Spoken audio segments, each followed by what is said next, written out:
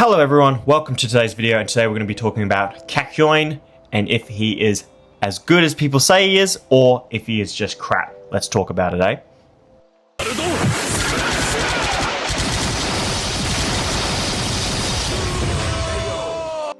To start off, when talking about Kakyoin, we got to go about his abilities and what he is, of course, as always. So he is a magic type damage character compared to physical type characters. So if we go here, these are physical with the sword blade, and then magical ones here. We have, Fugo, Vampdio, Gyro, and then Kakyoin.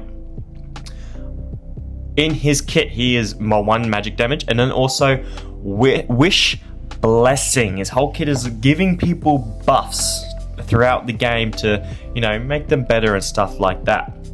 His first ability is Hierophant Green Emerald Splash.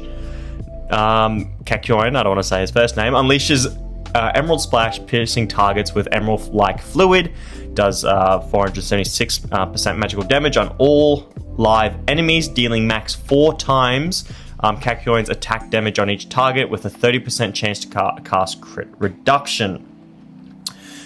When it is maxed out, it goes up to 667% magical damage, plus 10% skill damage for each buff carried, max 100%, and ignores a 10% target defense for once. So that's 1 attack that he does during the game. Very interesting here, and this all relates back to his kit. Once he's awakened, goes up to 760% rage skill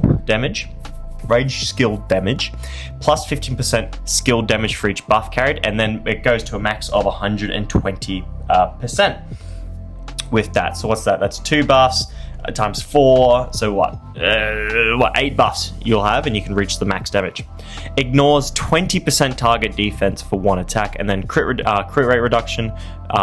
So that means that the enemy team isn't critting you as much, which is very big handy, especially when you come to late game. Next ability is the Pope enchantment. This is his main buffing thing here. Kakyoin unleashes Pope enchantment for buffs, gains soul prayer at the start of each round. 1 random buff every round cannot be dispelled. So if we have here 3 random buffs every round. So if we go here, look, this is what soul prayer does. Before each personal round, gain 1 random buff from the following. So this is where when you need those 8 buffs to increase your damage. He is now in 2-3 rounds. If he doesn't get dispelled or anything like that, even though it can't be dispelled, if he had the 3 rounds, he would be gaining buffs, so he can add more damage. So there's Soul Cloud, which is plus 5% attack, plus crit rate, plus crit damage, plus speed, plus damage, and then regain HP as well, Radiance. He's doing all these buffs here, which will relate to his next kit coming up over here. His next one, which is just the self buff, of course, the usual, depending on who you are, if you're attacking character, plus 25% HP, plus 45% attack, and then plus 15% crit rate. But the main thing here is this one, Hierophant View. The Pope can pass around messages, copies 1 buff from Soul Prayer to the top ally at the end of the round. Then, the next one, copies 1 buff from Soul Prayer to top 3 allies at the end of top 3 attack allies at the end of the round. So all these buffs that he's putting on himself, he's transferring it across to his teammates, and they can get stuff, of course, like damage boost, healing, and whatnot. Quite a different, but very interesting kit. It's a fun, I like the buffing mechanic of he buffs himself and whatnot. We'll get into how good it is in just a second.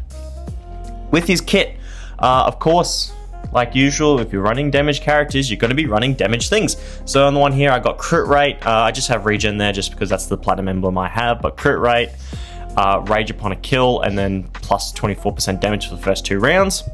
You want to be using things like the Shaman one, where it's the magical damage you're increasing, because he is a damage type character. I've got combo skill as well on. But if there's any other ones you want, if I go to here, you want to do crit rate, you want to do annihilate for the bands, ignore damage with that one there. That's what you want to run on all these types of characters. And there's some specific kit ones you want to do, like Gyro might be a little bit different, but for the main damage, that's who you want to do with the tarot cards. Joseph Balls, probably one of the best ones to have, probably one of the best characters to have it on him, or to have it on him, because he does so much damage, and for one time ignores 20% defense, and if he's getting all these abilities and stuff with his abilities, what's the word, blah blah blah, coming together so well, he's able to just do even more damage, and plus the 100% crit rate, it just, you're just going to be bursting down the enemy team here.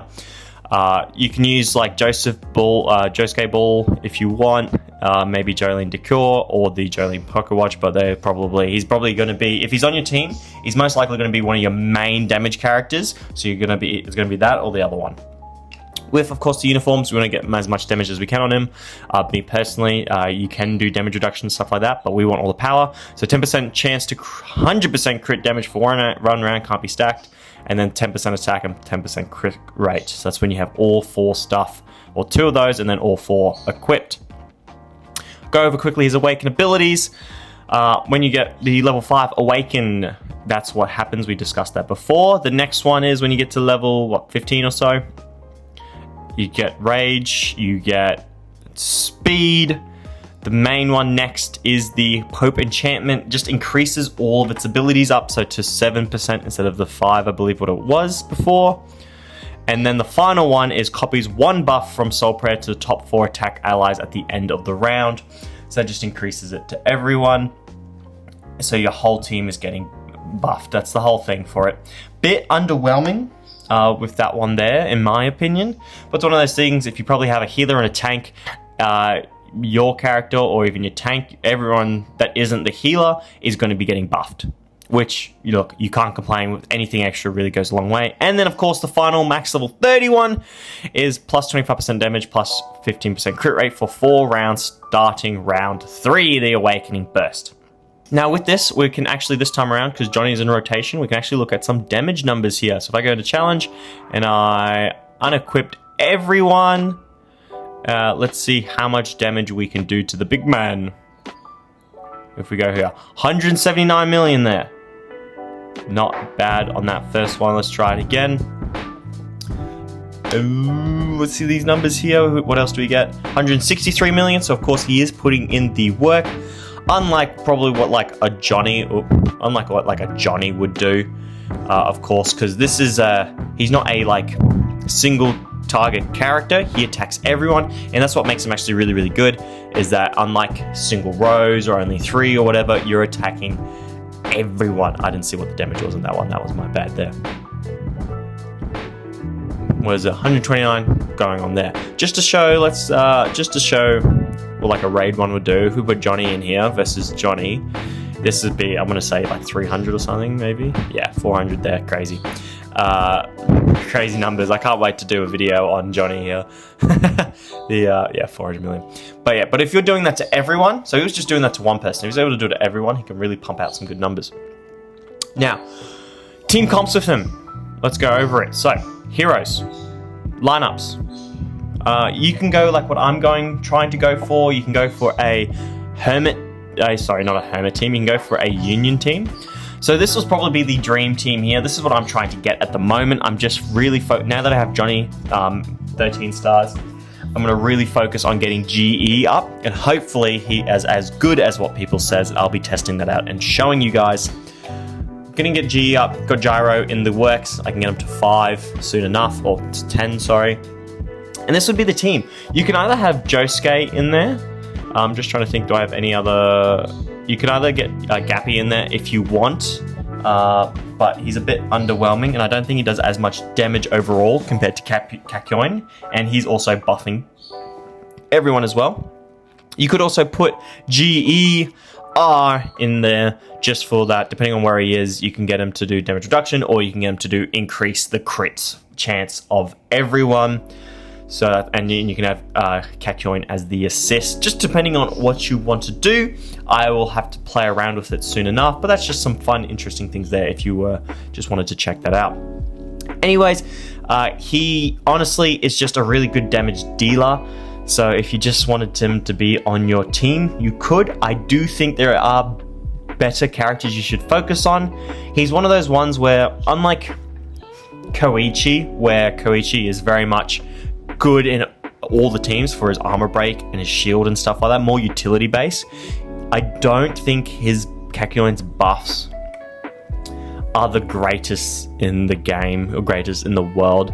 Yes, they can be very beneficial, but it's one of those things that, like, instead of a Kakyoin, would I rather a different character? Potentially. Now, this is a fine line, and I want to be specific here. I preface whatever I'm about to say. He is really good. Kakyoin is very, really good. I would say S tier, and the reason why is that, and this will go back to the team and stuff like that in a second. If we go to everyone here, we go to all and we go to gallery. In the base game, so base, no limited characters or anything like that, we're not including Johnny or Funny Valentine or anything like that. Besides potentially Koichi, Kakyoin used to be the best character in the game. Hands down. Reason why is because he just did the most damage, basically, and his buffs were nice. There wasn't much any there's no many archetypes or like metas and stuff like that back then that really worked. Bleed was somewhat of a thing, you could do different things, but we're all experimenting with the game. Now, of course, you have broken characters like Johnny and Funny Valentine and Gyro and stuff that people are focusing on more. And if you have a tank and you have, you have a Koichi and you have those two and you have a healer, you only have one character left to really play with. If you understand what I mean. I mean, if you have a tank, that's one slot down out of the 6. You have a healer, that's 2, and then you have 4. If you're going for a bleed build, you're going to want to have Diavolo. You're going to probably have Funny Valentine, so that's already 2. You're going to want, I don't know, the Vamp Dio, or you're going to want a Koichi, and you're just limiting how many people you can use. So now I think that there are better characters than him, of course, but he's just still such a solid character. If you're not a pay-to-win guy, and it takes forever to get the limited time characters, focus on, Koichi, and then focus on Jotaro if you want, and then you can focus on Kakyoin, because he does insane damage. I still put him in S tier. I think he's just really, really good. Might be an A, depending on how the meta shifts and like where you up to in the game. Definitely early to mid game, solid choice, and late game, he can still compare. Like, he can still battle with the big dogs, you know what I mean? So it's just one of those things. So I really like him. He's on my team. I am going for the Union comp though, and so I'm going to have him in for the moment. I eventually, depending on if I get Josuke up or if GER is a better slot than him, I will put him in. I might switch that out, but he's a staple. And his skins as well. Might as well show off the skins. He is one dapper and fashionable dude. I tell you, he went out of school and damn, he knows how to rock a suit.